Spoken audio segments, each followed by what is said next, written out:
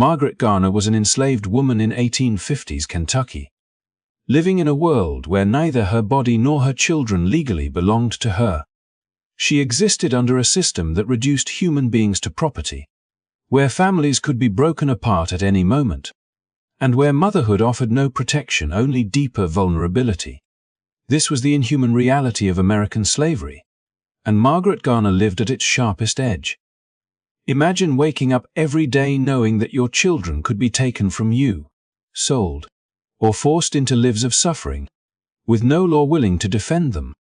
Imagine knowing that even your love as a mother had no legal weight. For Margaret, slavery was not just physical labor, it was a constant psychological terror, a quiet violence that followed her into every moment of her life. In the winter of 1856, Margaret faced a choice no parent should ever be forced to confront.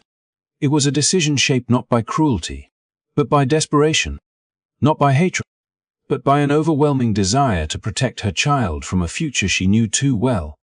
Her action would shock the nation, ignite fierce debates across America, and expose the moral contradictions at the heart of a country that claimed to value freedom. This is not an easy story. It challenges our assumptions about justice, morality, and survival. But it is a story that must be told, because it reveals what happens when a society strips people of their humanity and leaves them with impossible choices. As you watch, I invite you to listen closely, reflect deeply, and consider what true freedom really means. If stories like this matter to you, stories that uncover hidden chapters of history and force us to confront uncomfortable truths, please take a moment to like this video, subscribe to the channel, and turn on notifications. Your support helps keep these important conversations alive. Now, let us step into the world of Margaret Garner and the decision that changed history. In January 1856, the quiet desperation that had defined Margaret Garner's life began to turn into motion. The fear that had once kept her awake at night, fear of losing her children, fear of being sold away from them, fear of a future with no escape, slowly transformed into a single, dangerous resolve. Remaining where she was no longer felt like survival. It felt like surrender. And so, under the weight of that realization, Margaret and her family chose to run. Winter tightened its grip on the Ohio Valley that year, freezing the river that marked the boundary between slavery and freedom. To most people, the frozen Ohio River was a threat, a place of unpredictable danger where the ice could crack without warning. To Margaret, it was something else entirely. It was a narrow window of possibility. Ferries were closely watched, roads were patrolled, and escape routes were shrinking. But ice, fragile and unforgiving as it was, offered a path that could not exist in warmer seasons. The decision was not made lightly. Margaret understood the risks better than anyone. The Fugitive Slave Act meant that freedom, even across the river, was not guaranteed. Federal agents could hunt them down. Neighbors could betray them. Capture could bring consequences far worse than before. Yet staying meant certainty, a lifetime of bondage not only for herself, but for her children. Escape, however dangerous, was the only choice that still held hope. On a bitter night, Margaret joined a small group of enslaved families who shared the same dream and the same fear. Wrapped in darkness, they moved quickly and quietly, carrying children whose lives depended on silence. Every step toward the river felt like crossing a line that could never be uncrossed. Behind them lay the world that claimed ownership over their bodies. Ahead lay uncertainty, cold, and the constant threat of pursuit. The ice beneath their feet groaned as they crossed, a reminder that nature itself offered no mercy. Each sound seemed louder than it should have been. Each pause felt like an invitation for discovery. Margaret held her children close, knowing that if the ice failed, there would be no second chance. Yet with every careful step, the opposite shore grew nearer, and with it the fragile promise of a different life. When they reached Ohio, exhaustion and relief collided. They had crossed into a free state, But freedom itself remained elusive. Their destination was the home of Elijah Kite, a free black man known for helping those who fled slavery. His house was meant to be a temporary refuge, a place to rest before continuing north, where the reach of slave catchers weakened and hope strengthened. For a brief moment, Margaret allowed herself to believe they had outrun the past. Inside those walls, warmth replaced the biting cold, and food replaced hunger, but safety was an illusion. News of their escape traveled faster than they could. The same laws that had driven Margaret to flee now worked efficiently to pull her back.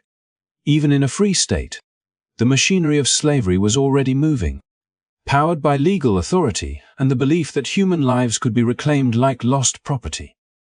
Margaret understood then what escape truly meant. It was not a single crossing, not a single night of bravery, but an ongoing struggle against a system designed to leave no room for mercy. The frozen river had carried her into Io, but it could not carry her out of danger. Still, that crossing mattered. It proved that fear could be challenged, that the desire for freedom could push people to defy both law and nature, and that even in the darkest circumstances, hope could briefly take form beneath a winter sky. The hope Margaret Garner felt after crossing the frozen Io River was real, but it was also dangerously fragile. Freedom, she soon learned, was not simply a matter of geography. It was something that could be erased by a signature on a document, by a knock at the door, by a law that followed her wherever she went. That law was the Fugitive Slave Act of 1850, and it ensured that the past could reach into places that called themselves free. Under this act, escape did not end the moment an enslaved person crossed into a free state. Instead, it triggered a wider and more relentless pursuit. Federal authority was placed squarely behind the interests of slaveholders, granting them the power to reclaim those who fled. Even in communities that opposed slavery, judges were required to cooperate. Law officers were compelled to assist. Ordinary citizens could be punished for offering help or refusing to take part. In effect, the entire nation became an extension of the system Margaret had tried to leave behind. For Margaret and her family, the law transformed their brief refuge into a trap. Word of their escape spread quickly, carried by networks that existed to protect property rather than people. Her enslaver wasted no time invoking the authority of the federal government, enlisting marshals who were legally bound to act. Their search was methodical and efficient, fueled not by personal malice but by a system that treated enforcement as duty and obedience as virtue.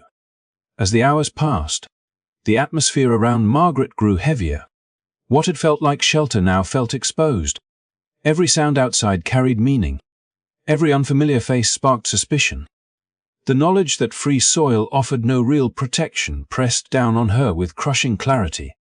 The same country that celebrated liberty in its speeches had created a legal structure that denied her the right to exist freely anywhere within its borders. The presence of federal marshals changed everything. Their authority signaled that this was no longer a local matter or a private pursuit. It was the law itself arriving at the door. Their uniforms represented a nation willing to prioritize ownership over humanity, order over compassion.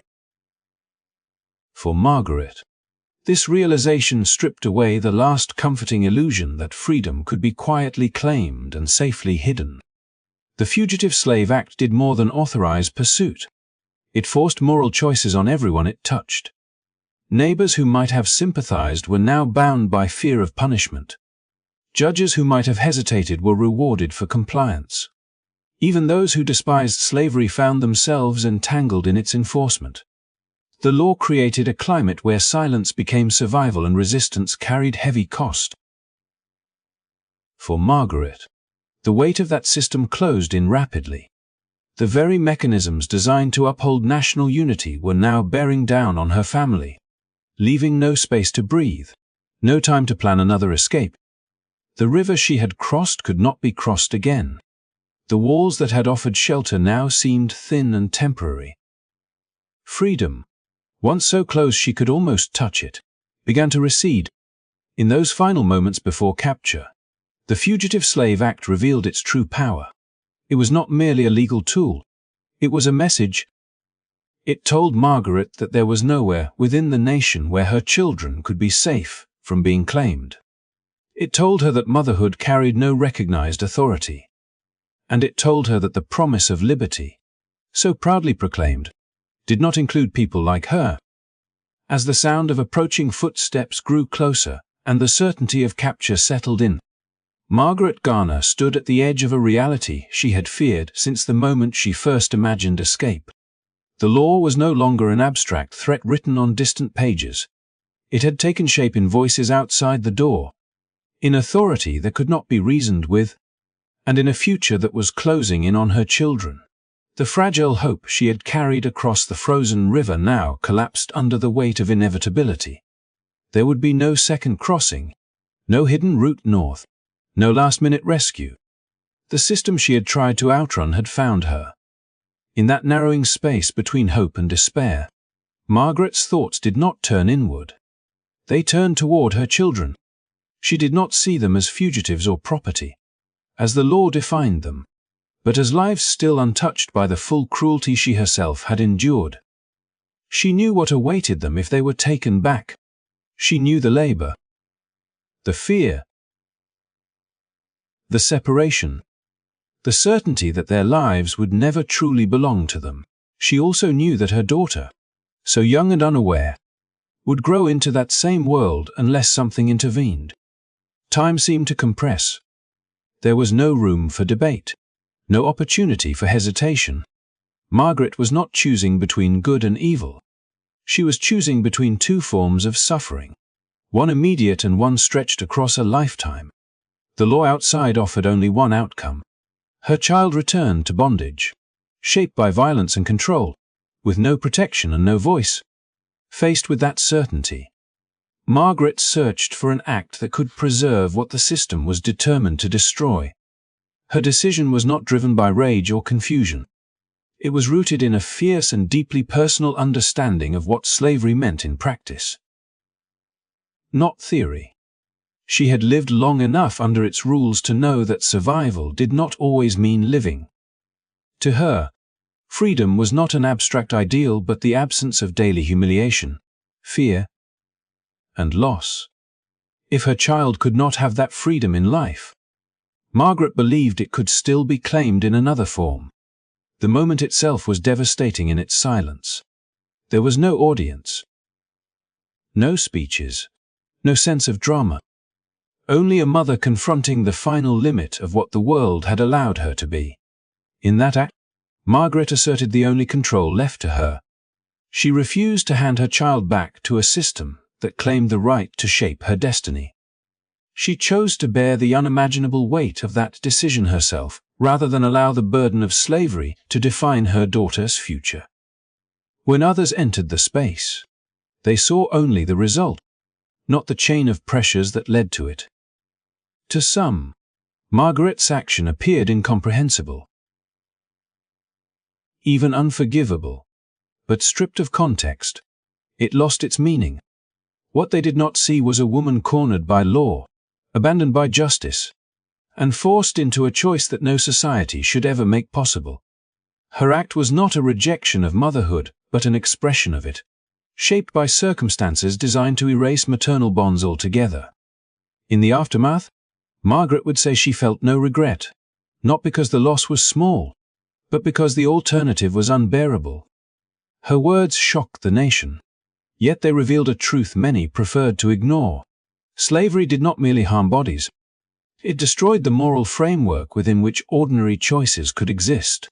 By pushing a mother to such an extreme, the system exposed its own brutality more clearly than any speech or argument ever could. That moment became the center of Margaret Garner's story, not because it defined her entirely, but because it forced the country to confront what slavery demanded of those trapped within it. Her decision echoed far beyond that room, asking a question that could not be easily dismissed.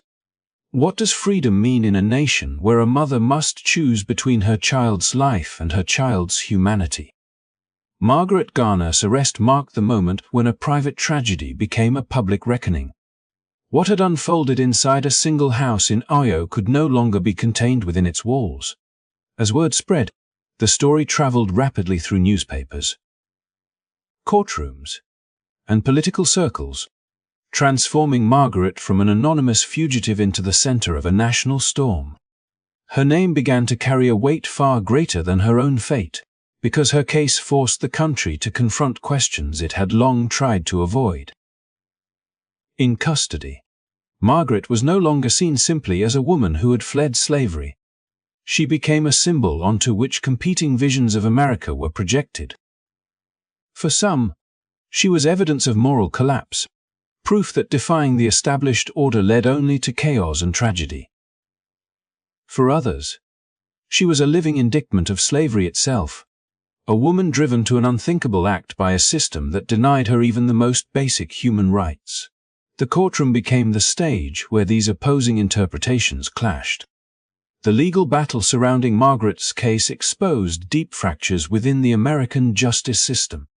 On one side stood the authority of federal law, especially the Fugitive Slave Act, which treated her and her children as recoverable property. On the other side stood state law and moral reasoning, which recognized the taking of a life as a serious crime but struggled to address the conditions that had produced such desperation. Lawyers, judges, and officials were forced to argue not only about statutes and jurisdiction, but about the meaning of responsibility in a society built on inequality.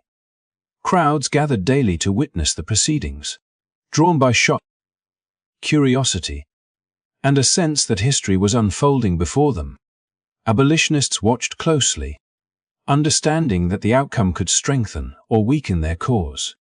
Supporters of slavery followed just as intently, fearing that sympathy for Margaret might undermine the system they depended on.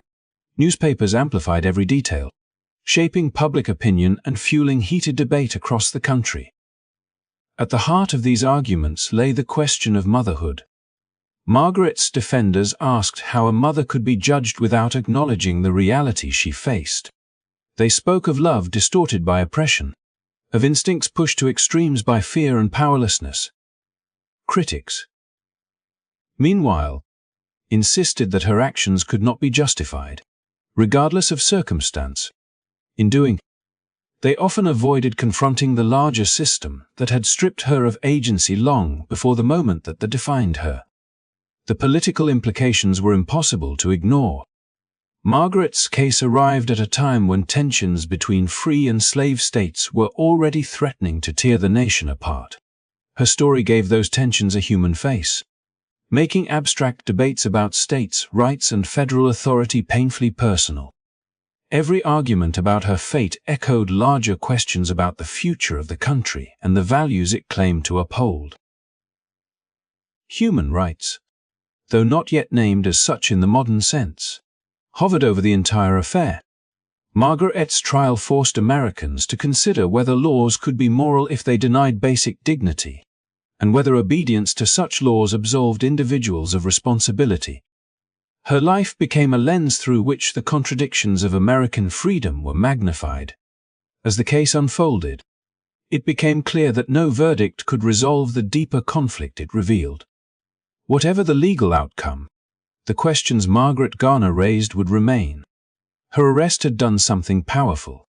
It compelled a divided nation to look directly at the consequences of its choices. Through her suffering, the cost of maintaining slavery was no longer theoretical. It was visible, undeniable, and impossible to separate from the ideals America claimed as its own. As the legal struggle reached its most critical stage, the atmosphere surrounding Margaret Garner's case grew heavier with expectation and dread. Abolitionist lawyers had worked tirelessly, crafting arguments that appealed not only to law but to conscience. They spoke of injustice layered upon injustice, of a system that had cornered a woman until no human options remained.